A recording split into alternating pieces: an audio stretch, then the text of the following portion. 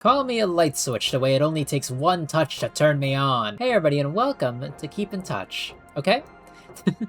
A little game done for the Toxic Yuri game jam that's going on right now, and I don't really know too much about it, other than the fact that it is very raunchy.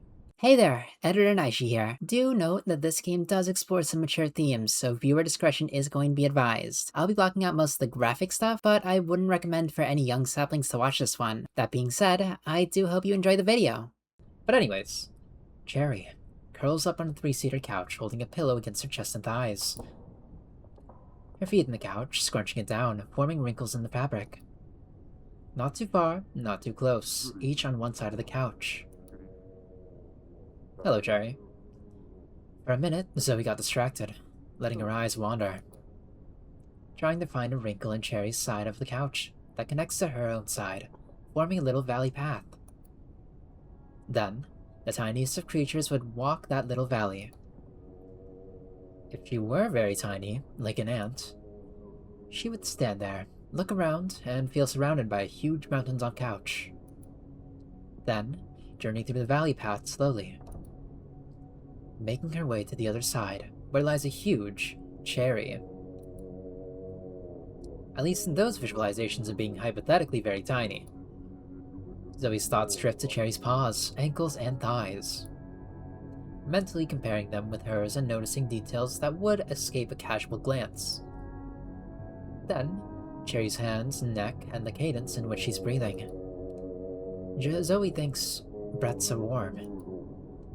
And then, the warm sensation manifests on her chest and neck, then rises up onto her face. Cherry doesn't seem to notice the drifted attention of her friend, which keeps Zoe from breaking her concentrated thought on the warmth of the other body. Until Cherry reaches for the remote and pauses the movie.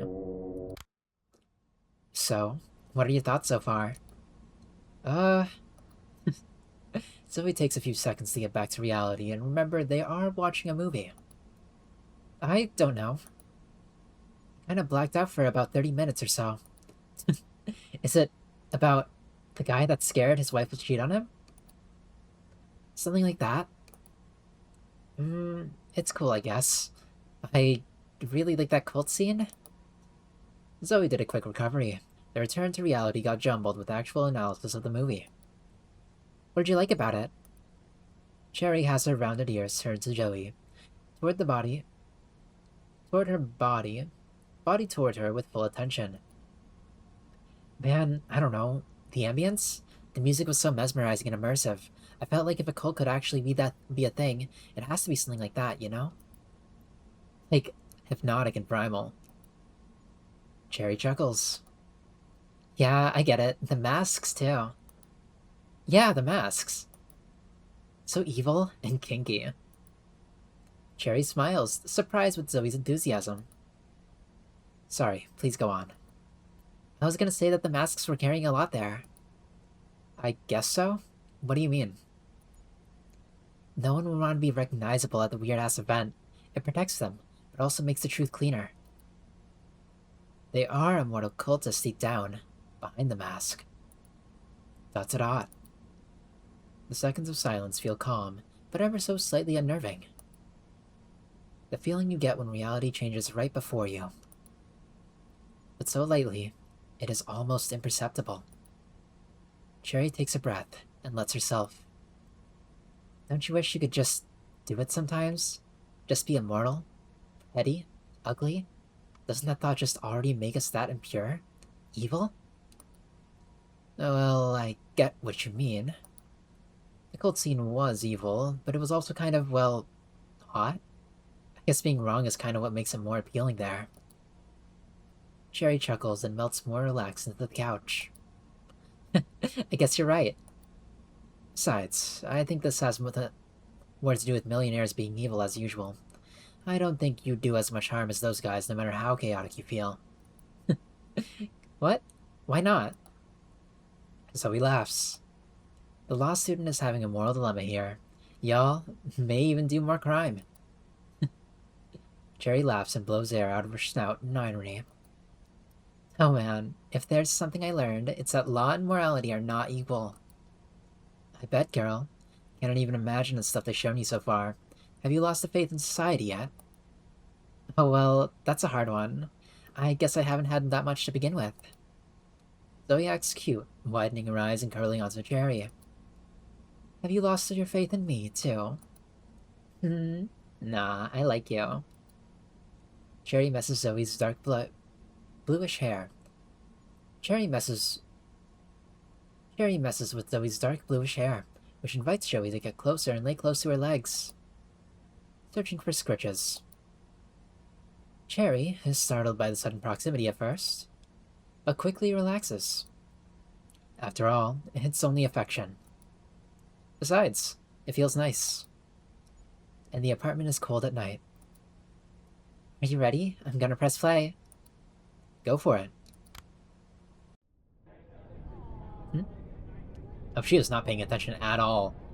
She is clouded. She is thinking about something else completely. Oh, I can click on stuff. At first, she came to me.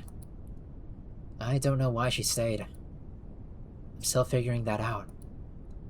Back then, I lived alone, in a 2-bedroom apartment. The second room was empty, and my savings were disappearing fast.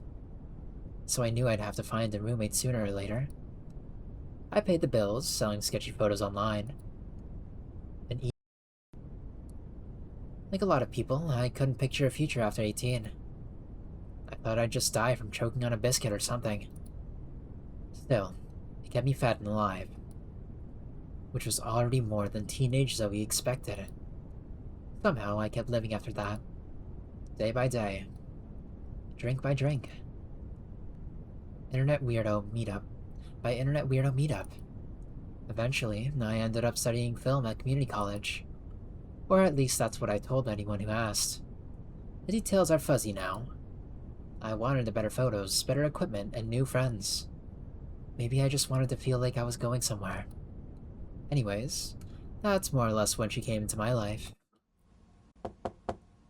Are you there? There's a girl here interested in the room. Come by later if you're busy. I'm sorry this isn't arranged at all. Oh, just a minute. Zoe tried to clean up a bit while pretending to get dressed. With luck, the other girl wouldn't notice the dust in the dark apartment too much. Please, come in. What's your name? It's Cherry. She looked expensive, not rich, just put together. But she had a belt on her hair, holding a tall ponytail. I thought it was cool, a statement piece. Bye, Mr. Aiden. Cherry walked through the apartment slowly. There were no windows, and the hallway echoed her steps back to her. It felt safe and isolated, like a bubble. Here's the room. And yeah, there are no windows, mine doesn't have any either. Cherry looked around at the room. It was spacious, but it was also dusty and dark. It had a stale smell due to the lack of ventilation and natural light. She barely expressed anything besides analytical glances. But hey, with some nice lights, plants, and decoration, it'll feel like a cozy jail cell. She laughed at my joke. It was nice of her. I started thinking about other things that could make her laugh. So, do you like it here? Looking back, I'm not sure that question was actually about the apartment. It's calm, close to everything I need, and people are fun too. Cherry looked into Zoe's eyes for the first time and smiled. Zoe felt a shiver run down her spine and tail, making her fur stand on end. Her shoulders tensed for a fraction of a second under Cherry's gaze. Well, seems nice, and I like what you've done with the living room. Zoe relaxed with the praise of her newfound company. But maybe we could see each other and talk some more. I need to know more about you before committing to at least 1 year of co-living with share rent. Cherry gave a shy chuckle. Zoe laughed off the involuntary twitch on her tail. After that, we scheduled to meet at the cafe next to the apartment building. Cherry picked a table inside, sat facing the door and ordered an espresso. Zoe got too distracted to choose anything on the menu. At first, they talked about routines, favorite foods, and living alone. Then Zoe ordered a mocha. When Cherry's coffee arrived, they shared family stories, the good parts and the secret bad parts that revealed something not so good about themselves. So, how was life in your hometown? Got better when I got older, around high school. Really? Why is that? That's when my parents got divorced. Oh wow. Zoe kept silence, waiting for Cherry to continue. It was a long time coming. My mother wasn't exactly easy, she's always been aggressive towards my father, and the guy did not know how to defend himself. He just sat there and took it every time. But she was very good to me, and always present with the tiny things. Acts of service, like she would scream a lot, but never forget my lunch, and my school uniform somehow fixed itself overnight. I see. So, who'd you stay with? My father. He was quieter. But hey, I still talk to them. Things only got better with distance. Enough about me. How was it at your parents' house? I think I almost never slept in my parents' house during my teenage years. Nobody really minded as long as I showed up eventually. They were busy doing their own thing. Cherry smiled and raised her eyebrows, half worried and half disbelieving. What? It was great for me. Those were the funniest times. Most of my time was spent wandering school hallways and hanging around other people's houses.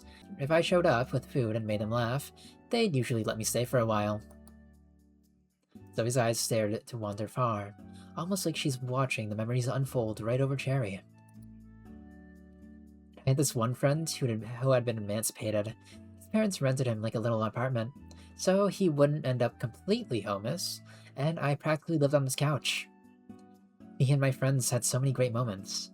That's when I started bringing my camera everywhere. They loved having someone around to capture parties, outings, all the little moments we huddle around and laugh at afterward. That's still insane. Didn't anyone ever tell you to go home? So he shrugged. And paused for a moment. I guess I got a little too good at finding places to go. But haven't been too great at figuring out where I'm actually supposed to be. Being adult is hard, right? Yeah, it is. When the mocha arrived, Cherry said she was optimistic about sharing the apartment. Zoe welcomed her to move in. Looking back, Zoe couldn't remember what she ate that day. But she remembered sleeping unusually well, maybe relieved to be splitting the rent soon. At the time, neither of them understood all the consequences of that decision. But they had just agreed to spend the next 4 years in each other's lives. Oh. Wait, I can see that... I'm allowed to check out the memories out of order? I'd rather go in order, though. Cherry curls up on the 3-seater couch, holding a pillow against her chest and thighs. Her feet are on the couch, scrunching down. Wait, this is the same one. Alright, give me 1 second. Okay, so yeah, I guess this is like the course of events in their lives. The one over here, one prior, is probably in their past, and slowly getting more to the present. But anyways, let's keep going. Ooh. Ooh. Gamer late. Zoe was sorting through old files and photos on her computer when Cherry came home. Cherry's routine was predictable. There were keys jingling, the bag dropping on the couch, the kettle tinkling on the stove. A few minutes of pacing, coffee, fragrance takes over the apartment. Then Cherry disappeared into her room. This time, it all just seemed wrong. There were fast steps around the apartment. Did she lose something? Zoe listens to her movements around the house until she finally goes into her room and locks her door. Zoe decides to stay cool. It's none of her business. Back to the photos. Which day was it again? Was it around July?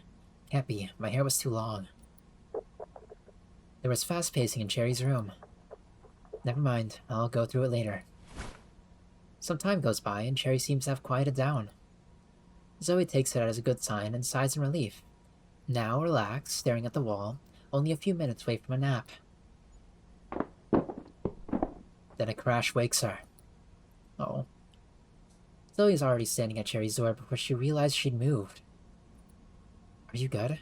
I heard a loud noise. Zoe did not notice her own breathing stop. ... Cherry? Okay, I'm... okay. Zoe relaxes, although Cherry sounds like she's been crying for hours. What happened? ... There's silence for some time. I think... Zoe puts an ear on her door. I think I'm dying. You... what? I can't hear you. Zoe tries to open the door, but it's locked from the inside. Her stomach sinks. Cherry, what's going on? Can I get in? ... Please? Zoe waits for a few moments in silence. Then the door unlocks. Newspapers and textbooks were scattered on the floor. Cherry kept silent and sat on the edge of her bed. Zoe takes a seat beside her, close enough to see how irritated her eyes were. It only took a few minutes of Zoe's presence for Cherry to start spiraling again. Her breathing was getting faster and faster, then came shuddering while silent sobbing. Zoe was initially startled, then fear settled in. It was like watching a building collapse. But she needed to say something, so she tried a few sentences in her head. Maybe? What happened? What did something happen? You can tell me what's in your head. Or maybe, do you want to talk about it? Or, I know you just left me in, but can I leave you alone if you can want? Zoe decides to go with the second one. Did something happen? No. Nothing happened. The answer came immediately, followed by an ironic laugh. Zoe cursed herself. Damn. Nothing ever effing happens. Okay, so, maybe you want to talk about nothing happening? Cherry raises her head from her arms to look forward and pauses. Silence fills the room. Zoe tries hard not to fidget in her seat. It's always the same. It's so dumb. Cherry breathes deeply, trying to put it into words. I thought I was gonna die in class today. My heart started beating so fast I couldn't breathe at all. I thought, yeah, sure, why not? 22 is prime heart attack range, right? Cherry looks at Zoe with a sarcastic smile. You see this thing here? Cherry pinches and pulls the skin on her wrist. It hates me. It's trying to kill me. Pulling out random panic attacks in public. It keeps getting worse, so I had to excuse myself, leave early. Zoe doesn't respond, only licks with a bit of worry. Then, Cherry's eyes sparkle suddenly. You know what? Something did happen before this. There was a stupid excuse of a guy. Of course it had to be a guy. He just took the argument I had just presented, tweaked my words, and spat them back at the professor. Cherry squints. My argument got questioned, and he got praised. It was absurd, but that's not all. Oh no. Cherry laughs. He turned around and explained it to me. As if I didn't understand, as if we were a kid lost in college. Then he smiled at me. And then, I smiled back.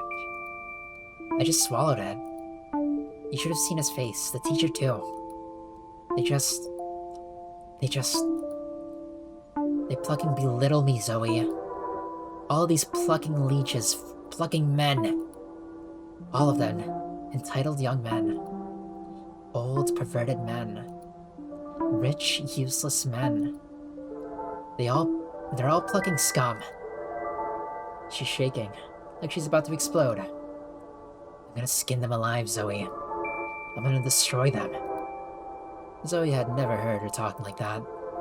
Cherry started sobbing again. Whatever I do, I gotta be 4 times better than them.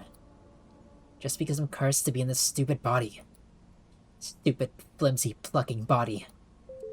This absolute joke of a female vessel. I hate it.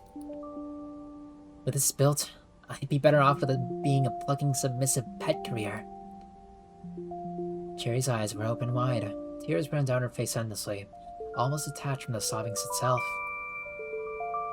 Zoe waited to comfort her, but nothing she could say about the world would actually change it. At the same time, Cherry was unreachable, like the only one Zoe thought could actually make a difference. You're already ahead of everyone, I know. You're ahead of me. Zoe thought, but couldn't form a sentence fast enough. Sometimes I envy you. Oh? Zoe froze. You're not bothered by any of this. You don't spend every waking second trying to become something. You don't spend every day trying to prove you deserve to exist. You just exist. Zoe felt like something crawled under her skin. That's not true.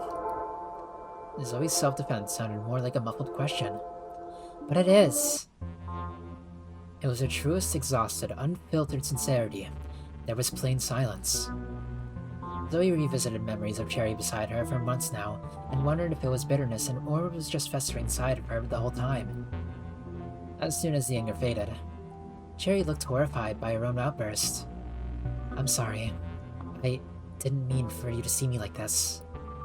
Zoe looked at the girl beside her, shuddering all over. Her carefully built image was falling apart right before her. It was all showing. She's so resentful. Zoe felt much closer to her than usual. It was attractive to her. The realization made her stomach turn. Cherry suddenly leans into her friend without asking or thinking, just for the bodily need of comfort after hours of crying. I'm glad you're here. To which Zoe responds, wrapping her arm around her, with a smile and a nod, still confused with her feelings of privilege, guilty pleasure, and craving. The parts she wanted to see more of simply couldn't be asked for. So, do you want to get some ice cream? Doomed Yuri, not Doomed Yuri, sorry. Toxic Yuri is always a mixed bag. Personally, I like the emotional stuff. I like the explorative nature of it, but like, it's not really too much for everyone, but personally, I like it a lot. I just wanted to say that. But anyways, let's continue. We can see like the relationship getting more and more skewed. Both of them not really showing their true feelings. One of them not even, or Cherry at the very least, not even knowing the true feelings of Zoe, or that like she is trying her very best. Though it is a little bit, how do you say, more promiscuous than, you know, Cherry's type of line of work. But yeah, no, this is cooking up so many problems. It's cooking up so many problems. I'm in. Anyways. It was ever wise to give attention to your intrusive thoughts, call them intuition. Make real those scenarios. If materialized, there's no coming back from. It's a gamble, isn't it? No matter how long we've been here, I can never predict the odds. And the fact that she's only a few feet away, I can make it happen. I could do it. I could make it bad. I could ruin everything in a matter of seconds. Just the thought makes my blood boil. It started small, like a water drop into a glass under a faulty faucet. A crooked look, a loose bra strap, her insane crying, a few more drops. Her little cracks of vulnerability whisper to me, break her. Break her ridiculous mask, make her show the ugly parts. The ugly, hideous thing I know it's hiding under her skin. I want to get under her skin. I want to see what's brewing there. Under the successful, smart kind, all-around perfect girl skin. I can almost see anger, resentment, self-hate, need for control. She is almost like me, except she's got everything I don't. I'm a loser. She knows all about me and my pathetic existence. The cup is full. It's at its slightest limit. Surface tension. Degenerate, stupid, lazy. Whoa. If she ever knew how bad it gotten, how frequently I've been fantasizing about wrecking her, always only a few feet away. I want her to know that's the final drop I need. She would be so disgusted. Luck. She is getting messed up, man. She is getting so messed up. She wants it so bad. Anyways, let's continue. There were periods when Cherry decided she felt social, like a temporary possession. For a few weeks, maybe months, she'd tag along to parties to talk to strangers, flirt, and pretend she loved loud music. Although Cherry would always quickly bounce back to her routine after these episodes, I'll never understand how she was able to do that. I'll also never know what exactly started that movement within her. Maybe she got lonely. Maybe she wanted to blow off some steam. There was one specific party that was just trashy, like the bad kind. I think the whole day felt off from the start. Maybe it just wasn't feeling the place. So I went looking for her. Hey. Hey. She looked up, giddy, glittery, eyes on her signature statement piece, a belt tied around her high ponytail. This place is shit. Do you want to head home? Oh. The disappointment was immediate. I wish I hadn't seen it. Then she glanced at the guy she'd been talking to. He had something about him. The fact that he was completely unremarkable. Remarkably forgettable, even. I need to wait. No, need to wait for me, okay? I think I'll be staying a while longer.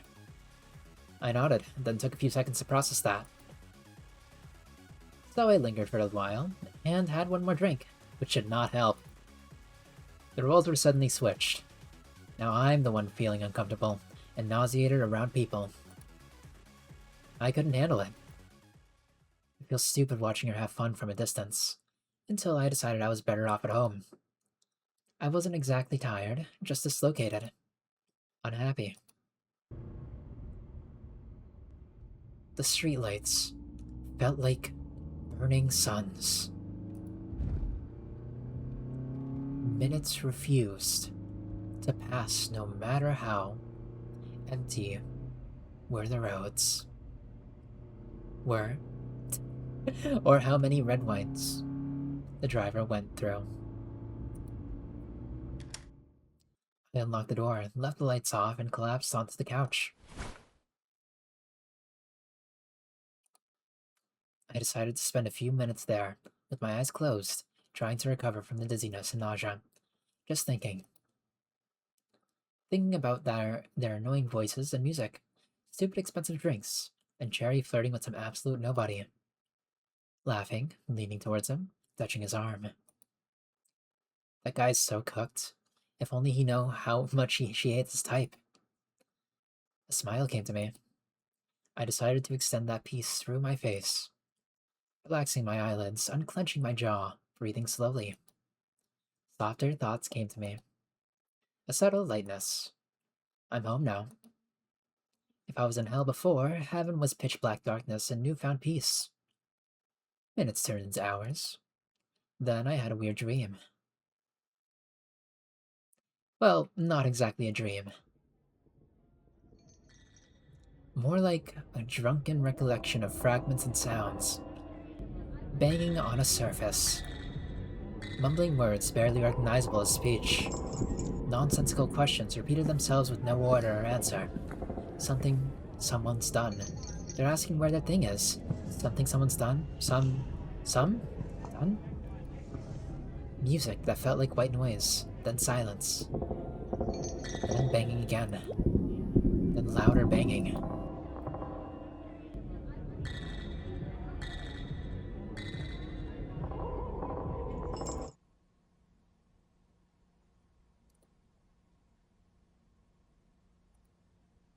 Cherry is at the door.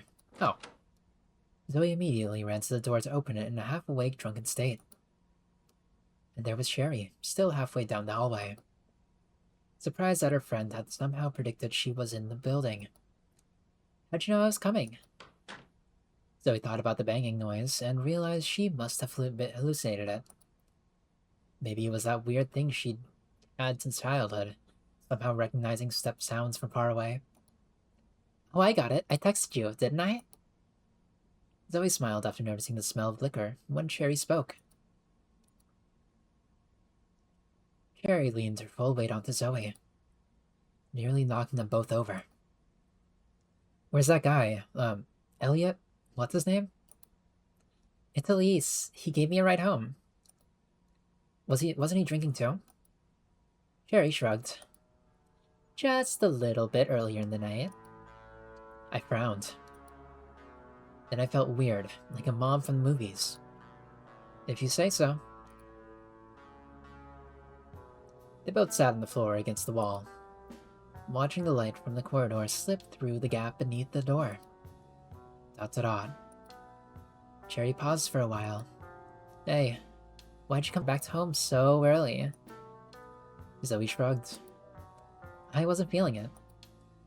Zoe lightens up and imitates Cherry's earlier cadence. What about you? Why'd you come back home so late? Cherry smiles and stretches her arms high as she can, then rests both hands behind her head and glances at Zoe maliciously. I wanted to do the Zoe route. Zoe bursts out laughing. What?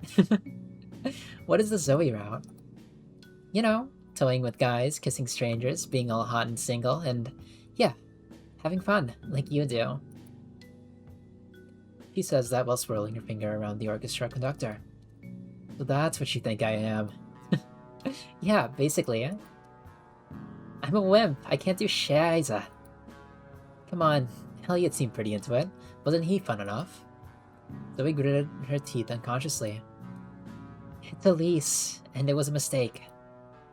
Can you believe he said I remind him of his younger sister? That is some plucking weird statement. Right? Creepy. Plucking men. Cherry looks away for a moment, suddenly introspective. Meaning to ask, how do you do that? What? Just come up to people, get close to them? Aren't you scared? Zoe looks at Cherry, now resting her head against Zoe's arm. Zoe hugs her from the side and runs her claws through the brown wavy hair.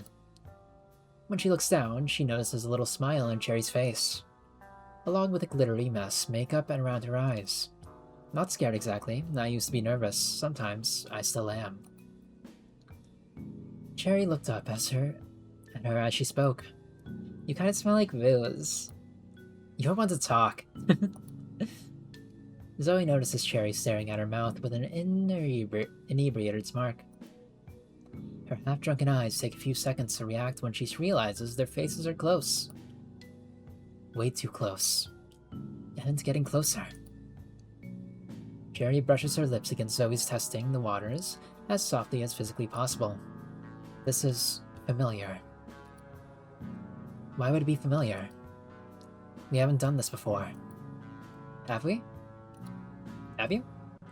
They definitely hadn't done this before. By themselves. Oh. And then, the faint memories come back. Oh. Around strangers whose names they barely knew. Alcohol-soaked conversations where it was way too late and nothing mattered anymore. Cherry would act stupid and challenge her. Why? Maybe for the sake of being a hot girl kissing a hot girl. Maybe just for shits and giggles. Showing the audience how to do it. How to hold her waist correctly. How to pull her hair during a kiss. It was almost educational. Or maybe it was for the shock value, usually aimed at some hetero who didn't expect it. Some seemed to enjoy imagining themselves between them. Others got hooked by the drama and stayed for the rest of the night. Others got hooked by the drama and stayed for the rest of the night. But it meant nothing. I've kissed friends and girls before. Cherry gets closer and kisses her with certainty now, picking up the tempo. When they separate briefly, Cherry lets out a slow sigh. Relief. Zoe realized it wasn't a fantasy she'd invented. This had actually happened, quite frequently over the years. She usually asks, and I went with it every time. It was a little duo act, right? Not the fetishizing each other for strangers. The difference was that there is no audience now. She tastes like hot cinnamon liquor. Zoe matches her rhythm occasionally, biting her lip, which makes Cherry shudder. Later, Zoe would be glad to say she hadn't initiated any of this, even if she spent years trying to manifest it into reality. Then again, is there even going to be a later where I can pinpoint any of this? Cherry is beyond drunk and might not even remember. And I'm taking advantage of it, aren't I? Maybe it would be better if she doesn't remember at all. Oh noes. Oh moons.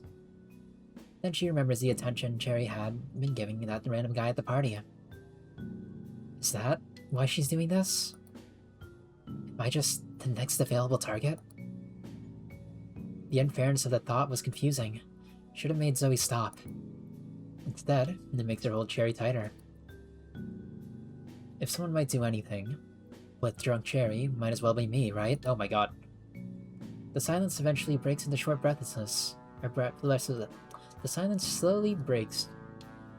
The silence eventually breaks into short, breathless exhales. Harry pulls back and studies Zoe's face, searching for something. Zoe, illuminated by the corridor light, is still trying to recover her breath. Surprise. Desire. Neither hidden very well. ... Take me to my room. I'm going to have to cut the video here, aren't I?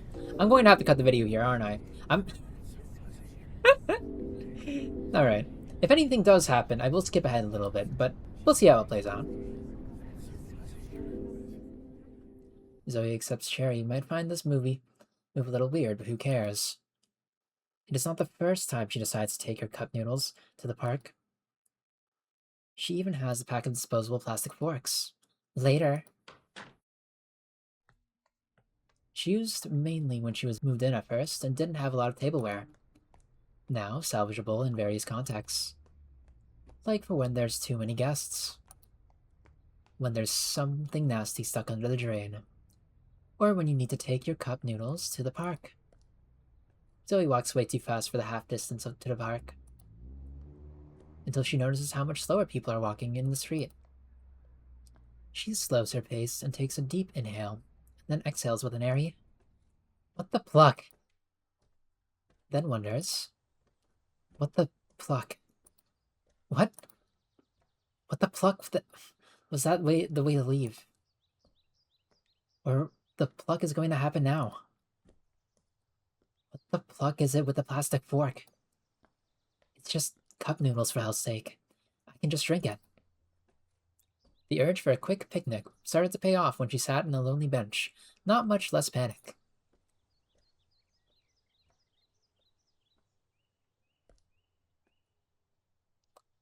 At that moment, she felt lucky. Not everyone is quite as unemployed as she is. To get to have instant ramen at the park at business hours on a Tuesday, it felt like true bliss. As the stress shuffled and specks of sunlight shined through the leaves on her exposed, pointy, furry ears, she tried to revisit what happened earlier. The cold breeze hit the thought away from her.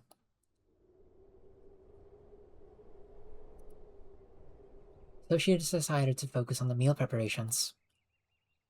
As the hot water poured onto the cup, she forgot all about it. Or maybe she decided to not let it get to her at the moment. Right now is not the time to be thinking about it.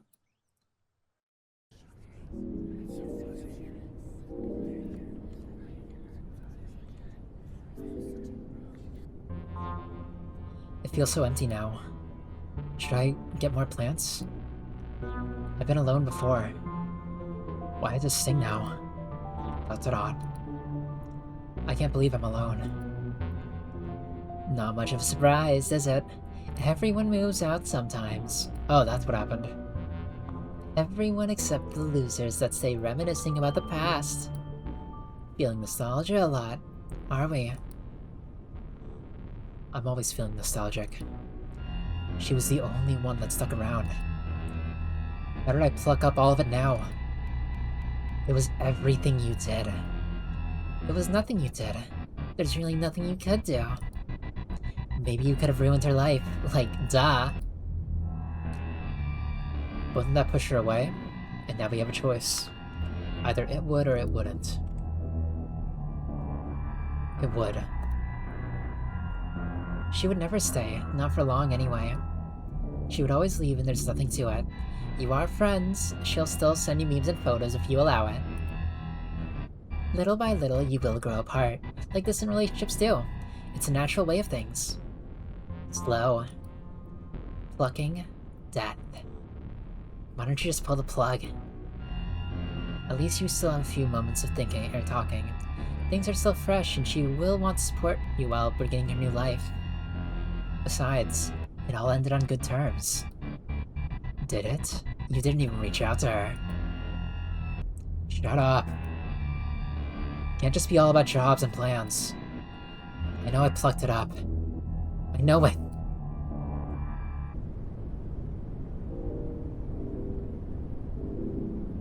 Now a previous memory.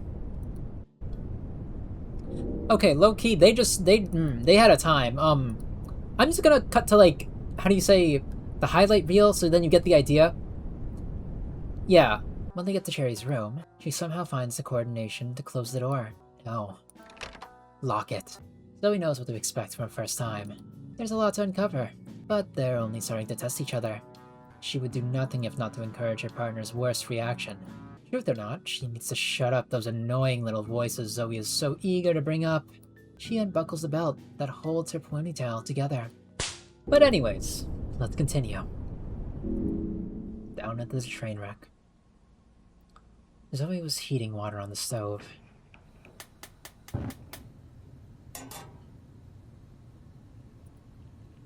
She saw on her phone that the day was chilly, which means it was cup noodle seafood flavor day. Very promising. Cherry got home and locked the door behind her. She seemed very subtly fidgety. Hey. Aye, you're back earlier than usual. Cherry puts her bag onto the couch. Yeah. Do you want one too? Zoe points to the paperboard cup. There's still time to put in more water. Yeah, I'll have one. I guess this is before the whole, like, moving out thing. Zoe goes back to the stove and pours water from the kettle. While Cherry shovels her hands inside her bag. I have something for you. Wait, really? Zoe walks towards Cherry and sits on the arm of the couch, her tail wagging as she waits. Cherry pulls out a pristine little pink sake bottle with sakura decorations all over. Ta-da! Cherry hands it over to Zoe. What's this, sake? Oh man, this is just perfect. Look at the shot glasses. What are we toasting to? This is special stuff. Oh no. Zoe opens the bottle and the initial airy sweetness of grape and later crisp heat take over her senses. Zoe imagined herself sipping it from a little shallow cup and then slurping seafood ramen like some sort of anime royalty. When she opens her eyes, Cherry is waiting with 2 glasses in hand. The shot glasses are more occidental looking than Zoe's fantasy. But that doesn't disturb her mood. Zoe pours for them. The bottle is so tiny, it seems that there's not much left for a second round. I hope it wasn't too expensive. Want a toast for my probable new job in equates advocacy? What? Cherry touches her glass against Zoe's with a clink. Then takes the whole shot quickly before Zoe can say anything. After she gulps it down, she goes, Hey, you gotta do it too or it's bad luck. Zoe takes a shot, though not as quickly, focusing on not choking when the hot liquid touches her tongue. They're asking for me to join immediately. Getting close to Amanda, that girl who works there, has really helped me out. They're gonna help me and get an even earlier graduation. Is that a thing? Yeah, I'm already at the end of the course anyway. What's another year? Zoe tries to process the information she's been given for a few seconds. What does it mean? Is she leaving today? Should I congratulate her? I should, shouldn't I? I'm happy for you. That's insane. She accidentally goes too hard on the word insane. It keeps reverberating in her mind. So, what happens now? How immediate is this immediately? Well, it starts at the end of the month, a week more or less. I talked to another employee there that went through the same process, earlier graduation and all. I still need more information, but I'll figure it out. Zoe puts her hands on Cherry's shoulder and gives her a smile. I'm sure you will. Cherry reads her expression, bittersweet. We'll still talk. I can plan to come over some weekends. Zoe's eyes seem to water.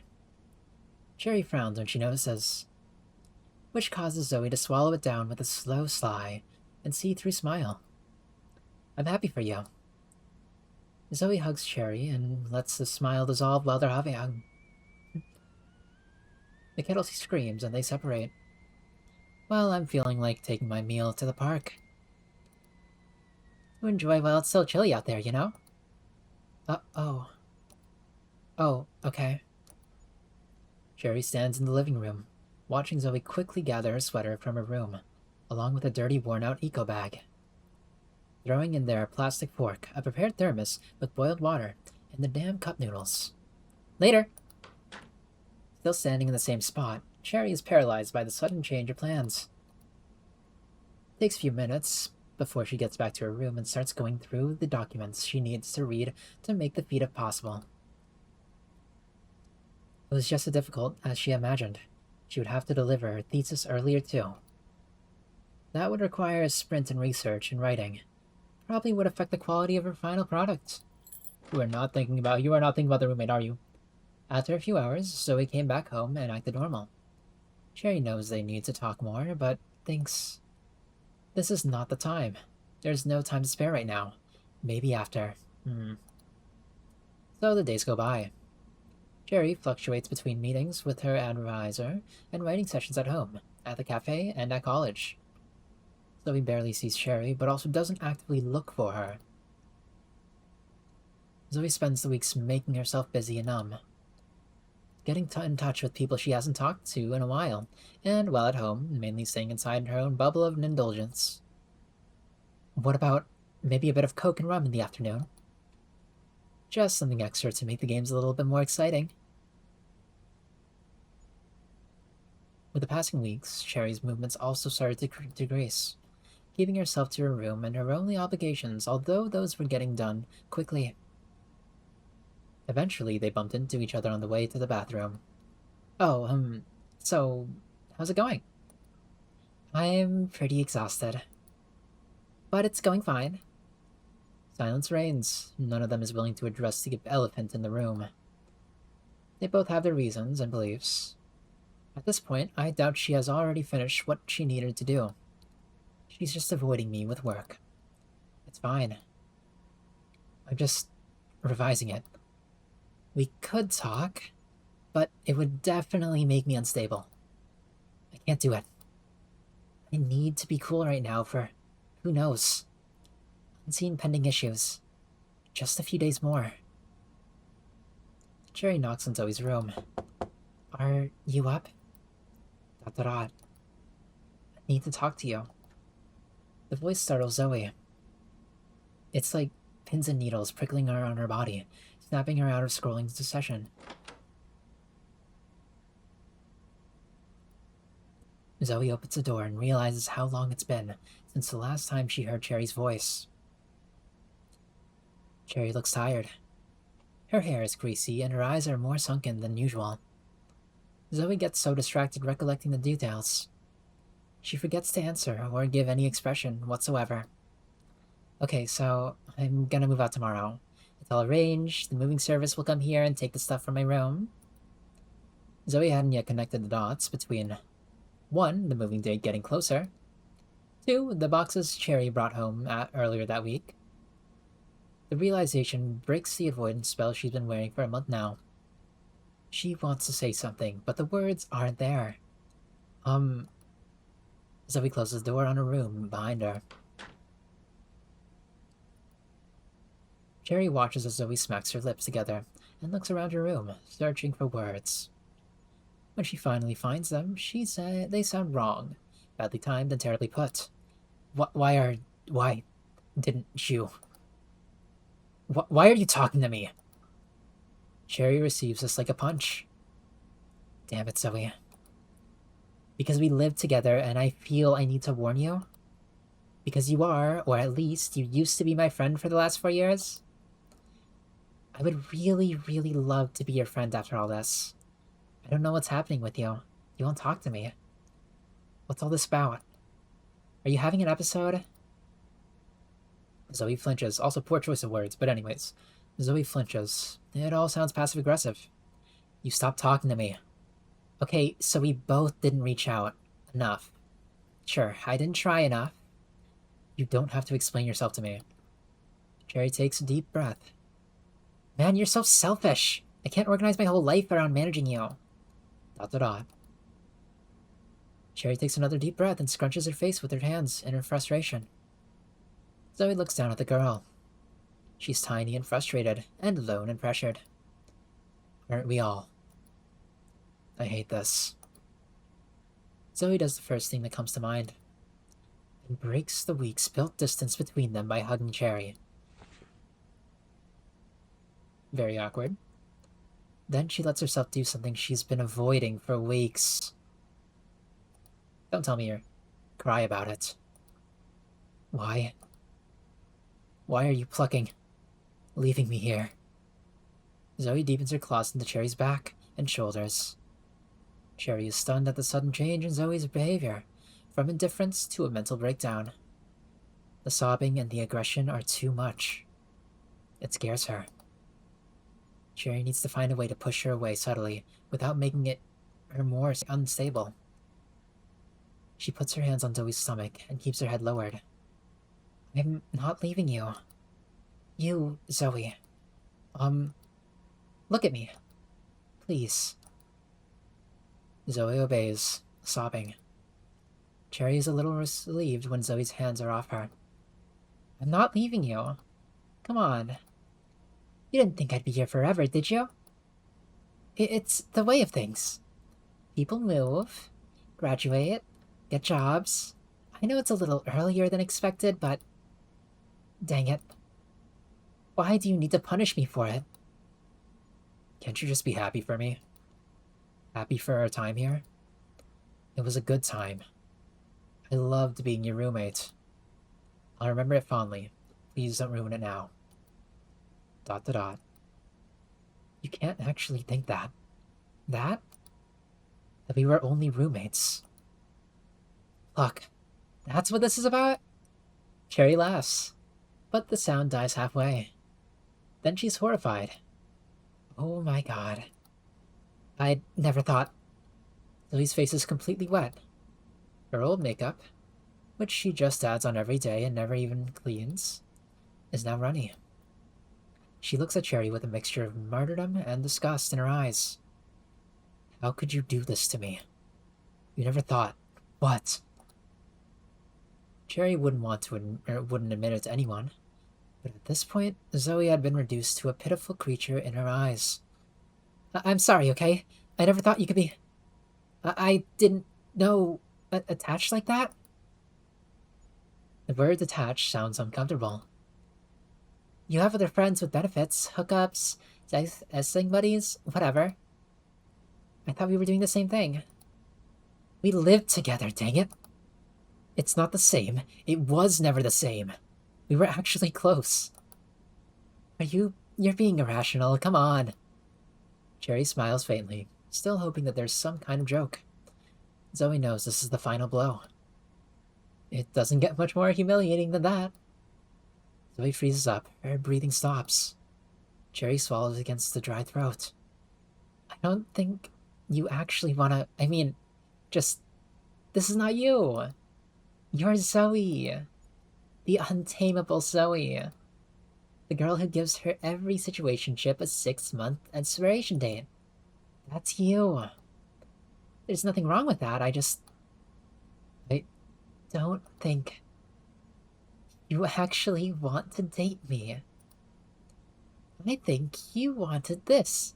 Just exactly what it's been like. The apartment. Just me coming home every day. Routine. Company. Like some magic word had been spoken. Zoe suddenly recovers from her sobbing. The river simply stops flowing. It sounds... right. ... How would you ever know that? It's just a hunch. Cherry waits for an answer. When she realizes none is coming, she starts looking at the floor, not knowing what else there is to say. I just can't be around forever. Silence stands between them like a wall, and it stays like that.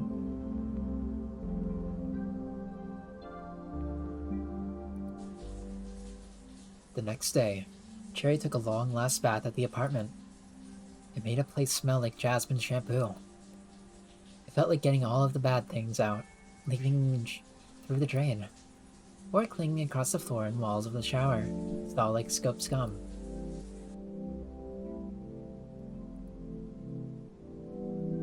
Zoe woke up to the noise and decided to make coffee. She prettied up the table for two, serving some milk biscuits, and waited. When Cherry got out of the shower, she noticed the breakfast, then gave her a shy smile and went to her room to get dressed. When she finally arrived at the table, they both stared at each other and tried to smile. "Thank you for this, it's very nice of you." "I can make some eggs too. They're only good when fresh, so..." "It's okay, I'm not that hungry, but thank you." They both sat in silence for a while, drinking coffee and eating biscuits. Zoe stared occasionally, dipping them into coffee. Then Cherry decided to do the same. "Hey, it's pretty good." Zoe laughed and played with her biscuits on her plate. Everything seemed normal for some time. "You'll be fine." Zoe looked at her and rested her face on her palm. "You'll be great." Cherry laughed. "I will miss you." The moving service came as expected, carried out all the things Cherry had brought in. Zoe watched as they took Cherry's furniture, big boxes, smaller boxes, then a medium suitcase. That was all. In just half an hour, everything was, like the big guy from the moving service said, packed up and ready to go. Cherry approached Zoe for a hug. "Keep in touch, okay?" The end. Jeez. Thank you for playing Keep in Touch, okay? Ow. Ow! Sorry code and everything is by Puts Pinky. Special thanks to these two for the anonymous friend with the music. More credits in the about. Tip: the order in which events are shown does not represent the chronological order. However, the file composition of the memory clouds is in the chronological order. Yeah, I got that. Don't worry. Would you like to revisit the memory clouds? Yes, I'm feeling nostalgic. No, let me avoid all that. I'm alright. But anyways, that was Keep in Touch, okay? A very, very emotional, kind of like sentimental kind of play game. I don't play too much of these since they, aren't released too much. You kind of find them in more, how do you say, unusual places? Like a Toxic Yuri game jam. I don't know, most indie devs aren't really willing to do things that, like, are not for every audience. But I think this was done beautifully. I think the story was really, really well written. I loved it to bits. The art's great. I'm not saying that just because of that, okay? Anyways, that was Keep in Touch, okay? Personally, I really liked it. I love emotional stories and well-written stories. I think it was so good. I think the writing was so good personally, okay? They sounded like real people, and I appreciate that a lot. If you do want to check out the game for yourself, maybe do another dialogue option, watch a little scene, or whatever, there is the game inside the description, so do check that out as well. But anyways, have a good morning, afternoon, and/or good night, and I'll see you guys in the next video. See ya, see ya.